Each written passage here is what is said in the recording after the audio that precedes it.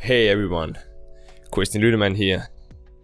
The topic of the day is how to go from an employed developer to a freelance developer, and how to get started, running your own business and live a more free life, more money, more freedom, able to travel to exotic places. So in case you don't know, my superhero background story. I am from Denmark. I used to work a normal software developer job. I got right after I finished college. After done that for like 1 year, almost 2 years, I got my first freelance contract. And how I did it was a few months before that. So I was already working with Angular at this point, obviously. And there was an increased demand for Angular freelance developers, because Angular is usually a topic where even senior software developers, they are struggling. There's new complex topics like RxJS, which is quite complicated for beginners to Angular. So companies were always looking for experts in Angular that could help the other developers with these areas. So I've been working with Angular since AngularJS from the beginning. I had like a leap start, in that area. And I started a blog a few months before I got my contract. And I believe when I got my contract, I only had like 3 blog posts. But I was using these blog posts really to prove, that I actually knew what I was talking about. Because you can write a lot of stuff on a resume. You can say, any programming language in the world, you can say any framework in the world, but if you cannot really prove it, then who's really gonna believe you?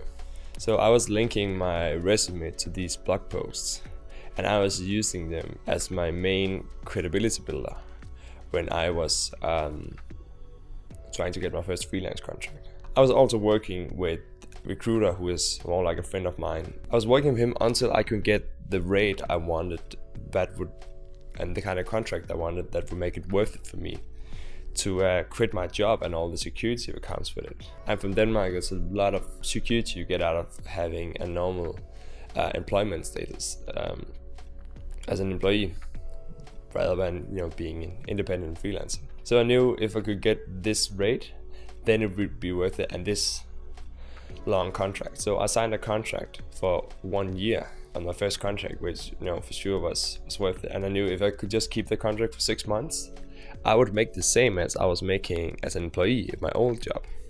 So it wasn't really too much of a risk once I signed that. Yeah, there's some administration, you have to do your taxes. It's not as big of a deal as people like to make it, really.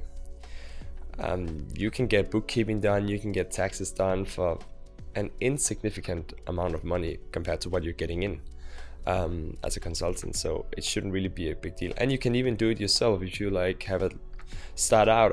I recommend keeping it very simple. Just set up some sole trader company. You don't need to make it fancy. You don't need a lot of fancy stuff. You just need some way to receive the money, and then a lot of these bookkeeping software, you should be able to handle that yourself initially. It shouldn't be that complicated. It can get more complicated later on as your business grows, but initially you're just setting invoice once per month to your client. It's not that hard. So yeah, that was how I got started as a freelancer, and I haven't looked back since. It's just gotten better and better. I kept blogging, I kept marketing myself. Then I went from the status of I guess you could call it like an entry-level freelancer to more like a tech lead, or more like a coach that companies would hire, not just to make the Angular apps, get them implemented and the raw coding work, but also to doing workshops and to teach other developers. That is like half my role now. I'm building the apps, and I'm also running workshops for the clients I'm working with. And sometimes the clients would be billion-dollar companies where there's like hundreds of Angular developers, and I can run a lot of workshops with them, and they can get the money's worth, from training all these developers. And that's a very sweet position to be in once you get that coach status, or get that tech lead status. And the way you get it is just keep promoting yourself, keep writing blog posts, keep building your brand, and then people cannot help but seeing you in that light. When they see you, talking to these meetups, they like what they hear, they like what they read on the blog. It's going to be natural that's over time going to build credibility, and when people are looking to hire you, they're going to go through all your online content, they're going to Google you, they're going to find your blog, they're going to read.